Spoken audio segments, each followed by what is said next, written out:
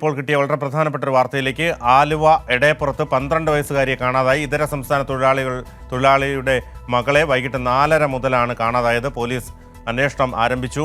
വിവരങ്ങൾ ഗായത്രി നൽകും. ഗായത്രി, ക്ഷമിക്കണം, 12 വയസ്സുകാരിയെ കാണാതായിരിക്കുന്നു. ഇതര സംസ്ഥാന തൊഴിലാളിയുടെ മകളെ വൈകിട്ട് 4:30 മുതലാണ് കാണാതായത്. എന്താണ് കൂടുതൽ വിവരങ്ങൾ?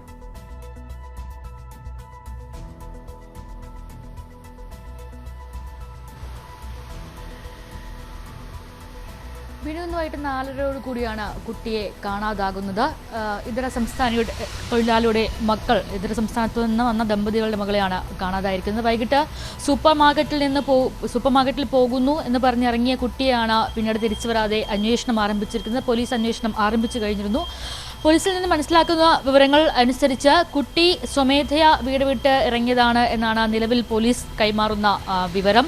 കുട്ടിക്ക് 2 മാസം മുൻപ് മാത്രമാണ് ബംഗാളിൽ നിന്ന് കുട്ടി കേരളത്തിലേക്ക് എത്തിയിരുന്നത്. ഇവിടെ നിൽക്കാൻ താല്പര്യമില്ലാത്തതിനാൽ കുട്ടി ഒരു സുഹൃത്തിനോടൊപ്പം തിരികെ നാട്ടിലേക്ക് മടങ്ങുന്നു, അല്ലെങ്കിൽ ആ ഒരു രീതിയിലാണ് കുട്ടി ഇപ്പോൾ യാത്ര ചെയ്യുന്നത് എന്നാണ് മനസ്സിലാക്കുവാൻ സാധിക്കുന്നത്. ഏത് രീതിയിലാണ്, എങ്ങനെയാണ് യാത്ര ചെയ്യുന്നത് അടക്കമുള്ള, ആരാണ് കൂടെയുള്ളത് എന്നതടക്കമുള്ള വിവരങ്ങൾ പോലീസ് ശേഖരിച്ചിട്ടുണ്ട് എന്നാണ് മനസ്സിലാക്കുവാൻ സാധിക്കുന്നത്.